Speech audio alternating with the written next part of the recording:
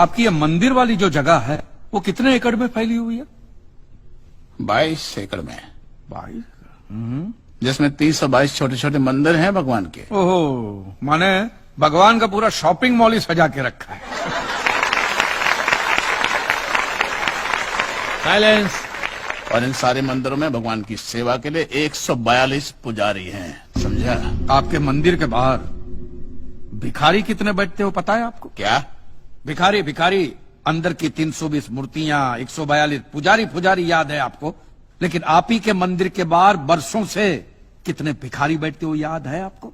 Milord, इनके मंदिर के बाहर जो भिखारी बैठते उसमें किसी को भी मंदिर के अंदर एंट्री नहीं। अब धूप हो बारिश हो बाहर सड़ते रहने का, अंदर पैर नहीं रखने का।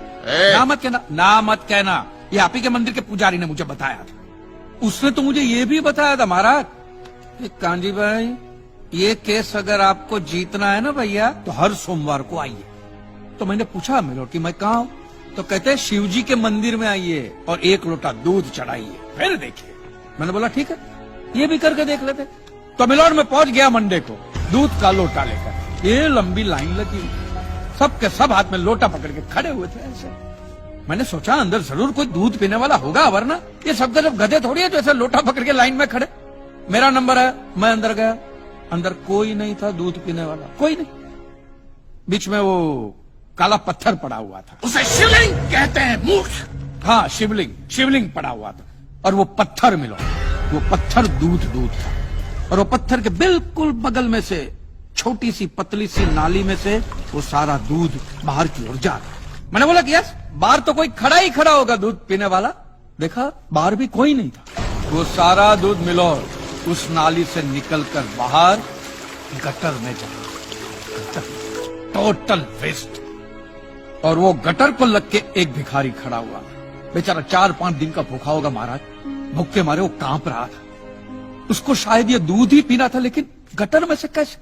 तो उस भिखारी को मैंने मेरा दूध का लोटा दे दिया और दूध पीकर उसने मुझसे क्या कहा पता है? भगवान तेरा भला करे।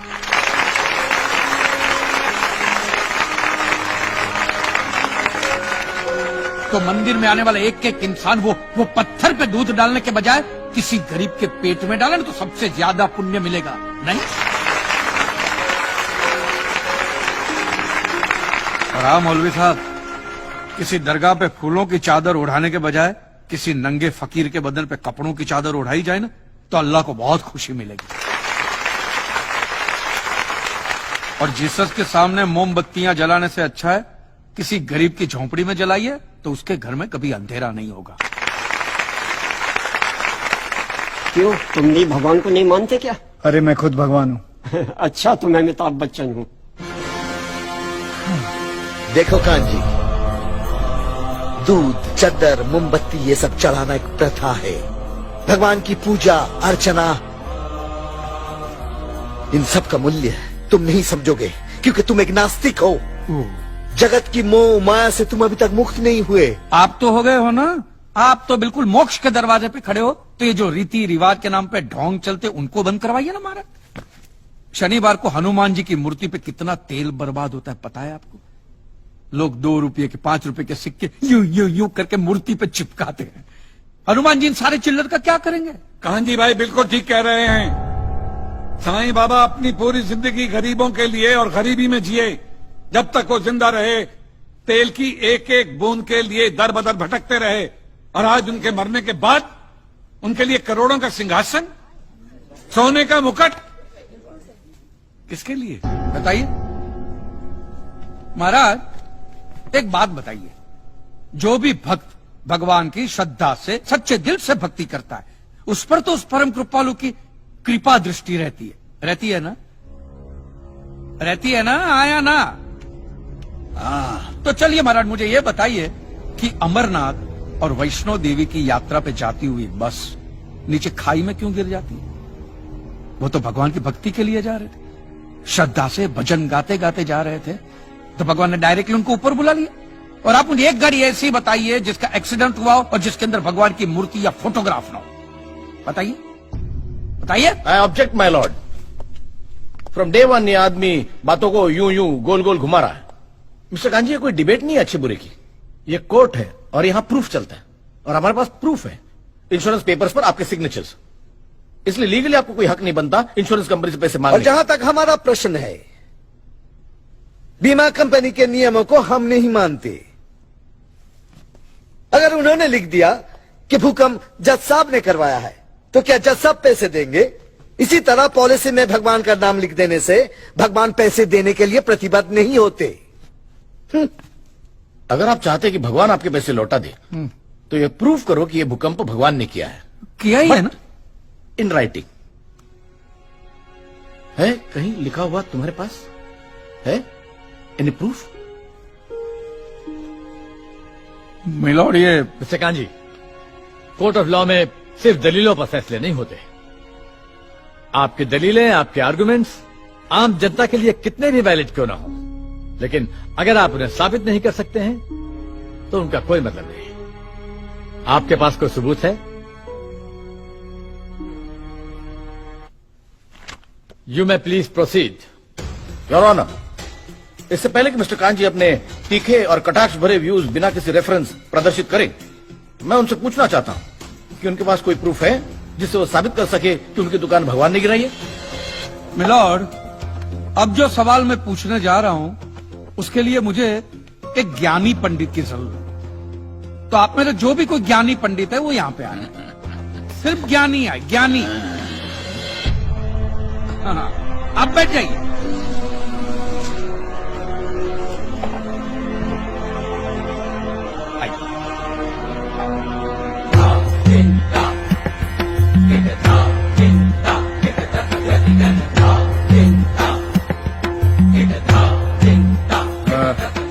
महाराज, आप जो पंडित लोग आपके प्रवचन में जो शास्त्रों की बातें करते हैं, तो शास्त्रों में जो भी लिखा होता है वो सब सही होता है? 100%। ऐसा कहां लिखा है? ये तो आप कह रहे हैं। गीता में लिखा है। अच्छा, क्या लिखा है गीता में? गीता के 4थे अध्याय का 40वां श्लोक, अज्ञस्य अश्रद्धानस्य संशयात्मा विनश्यति, नायम लोकस्ति ना परा ना सुखम संशयात्मना। मतलब क्या? इसका अर्थ है, जो अज्ञानी श्रद्धा विहीन मनुष्य शास्त्र पर संदेह या शक करता है, उसका विनाश निश्चित है। उसे भूलोक या परलोक कहीं भी शांति नहीं मिलती। समझा? ये बहुत इंटरेस्टिंग आइटम है। महाराज, आपको ये गीता में या शास्त्रों में कुछ भी समझ में आता है? कि जो भी लीलाधर महाराज बोल रहे उसमें बस ऐसे समझा समझा करके हाथ हिला रहे हैं। मिलोड, वो स्कूल में छोटे छोटे बच्चे होते, उनको प्रेयर कभी पूरी याद नहीं रहती, तो बेचारे आंख बंद करके ऐसे करके होंठ हिलाते, वो होंठ हिलाते, ये हाथ हिलाते। ए कांजी, तूने एक सिद्ध साधु का अपमान किया है, तो तुझे नरक में भी जगह नहीं मिलेगी। कहां से मिलेगी महाराज? आप लोगों ने पहले से ही वहां कुल्ले टिका के रखे हैं।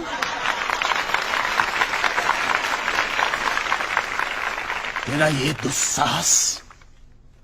दुस्साहस नास्तिक!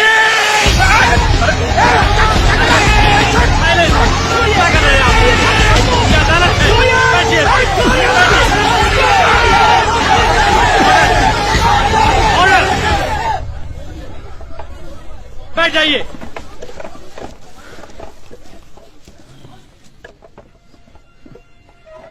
दुखेष्वनु द्विग्न मनः सुखेषु विगत स्पृह वितराग भय क्रोध स्थित धीर मुनि रुच्यते।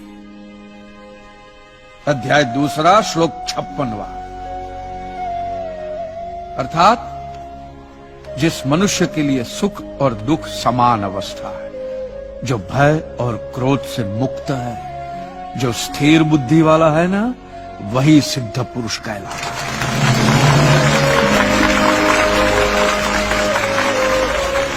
ये मुझे गीता सिखाएंगे? अरे ये क्या गीता सिखाएंगे मिलॉर्ड? इन लोगों की तो आईक्यू भी रूम टेम्परेचर से लो है।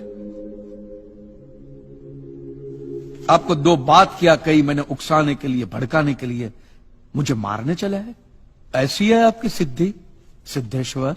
मिस्टर कांजी, उनकी सिद्धि क्या है यह कोर्ट का मुद्दा नहीं है। कोर्ट का मुद्दा यह है कि आपकी दुकान किसने गिराई। भगवान ने गिराई है। ये आप फैसला सुना रहे। फैसला सुनाना जज साहब का काम है, आपका नहीं। आपको तो सिर्फ प्रूफ करना है कि उस दिन जो भूकंप आया वो भगवान की वजह से आया था, जो प्रूफ करना इम्पॉसिबल है। Relax relax relax, nothing is impossible. Swami ji एक बात बताइए, भगवान ने ही ये भगवत गीता कही है? कही है, और भगवत गीता में जो भी कहा गया है वो सब सच है? 100%। Point to be noted my lord. तो मुझे एक बात बताइए कि भगवान ने भगवत गीता के 9वें अध्याय के 8वें श्लोक में क्यों ऐसा कहा है कि पूरी सृष्टि का सर्जन मेरी इच्छा से हुआ, इसका विनाश भी मेरी इच्छा से होगा, ये पूरी सृष्टि मेरी इच्छा के अधीन है, इसके सर्जन और विनाश के लिए सिर्फ मैं और मैं ही जिम्मेदार हूं। और ये देखिए मिलॉर्ड, ये बाइबल में भी कहा गया है, Aiza chapter 54 verse 16 See, it is I who have created the smith who blows the fire of coals and produces a weapon fit for his purpose. I have also created the ravager to destroy.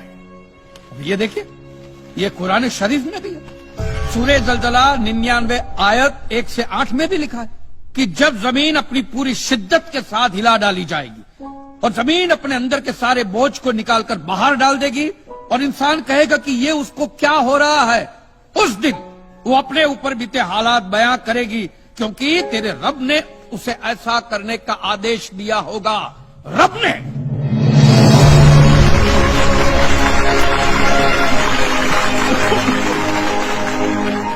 इन सारी बातों का मतलब एक ही होता है मिलोन, कि ये भगवान द्वारा किए हुए भूकंप से ही मेरी दुकान गिरी है। मतलब it is an act of God. ये सब ऊपर वाले की करनी है और मेरे साथ साथ जिन लोगों का नुकसान ऊपर वाले की वजह से हुआ है उन सब के पैसे भी ऊपर वाला ही देगा।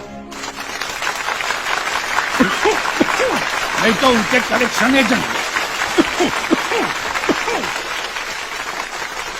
Your honour, mister Kanchi Leeladhar Swami को बातों में फंसा रहे। सरदेसाई जी, क्या कर रहे हैं आप? अरे बोलने दो, उसे बोलने दो। अगर ये प्रूव हो जाता है कि भगवान है तो हम लोग पैसा देने से बच जाएंगे। अच्छा, पूरा दोष अब आप हम पर थोपना चाहते हैं। अपनी स्कीम से बचने के लिए आप भगवान का नाम नहीं ले सकते, क्योंकि भगवान पर सिर्फ हमारा कॉपीराइट है। कॉपीराइट? अरे 2 मंदिर क्या बनवा दिए? भगवान आपकी बात का मालूम है? खबरदार, हमारा संप्रदाय तुमको छोड़ेगा नहीं। क्या कर रहे हो? साइलेंस। रिलैक्स। आज तक तो मिलॉर्ड सिर्फ इतना ही सुनने में आया था कि भगवान की आरती होती है, आराधना होती है, यज्ञ वगैरह होता है। आज तो ये भी सुनने को मिल रहा है कि भगवान के कॉपीराइट भी होते हैं। भगवान के कॉपीराइट ऊपर वाले की ब्रांड बना दी है इन्होंने। आज मुझे विश्वास हो गया है कि भगवान नहीं है, बिल्कुल नहीं है, हो ही नहीं सकता, क्योंकि अगर वो होते तो उसने आप जैसे पाखंडियों को तो कब का उठा लिया होता। ऋग्वेद मंडल नंबर 9 और सूक्त नंबर 81 में कति कंसेप्ट क्लियर कर दिया कि वो परमात्मा राजा की तरह देखने जोगा है। राजा का अर्थ है कि वो शक्तिशाली होता है, मनुष्य सदृश ही है, राजा के समान है और साकार है, देखने जोगा है। और वो अच्छी आत्मा को वहां से चलकर आकर मिलता है ये, और जो दृढ़ भक्त होते हैं उनको मिलता है, अन्य को नहीं। ऐसे वो अपने विशेष जिस पर वो आकर्षण होता वही गिरती है। ऐसी स्थिति से परमात्मा उन दृढ़ भक्तों को आकर मिलता है जो मिलन योग्य हों, जिनको वो उनसे आकर्षित होता है, ताकि ये मेरी आगे बढ़ा सकें, इस ज्ञान को, काल के जाल को हटा सकें, मेरे प्यारी आत्माओं तक ये संदेश पहुंचा सके। और उनका क्या कर ले, आंखें देखें, जब भी ना मानो न भगवान मिलेगा, उन तो काला मिलेगा जहां ये रह रहे हैं।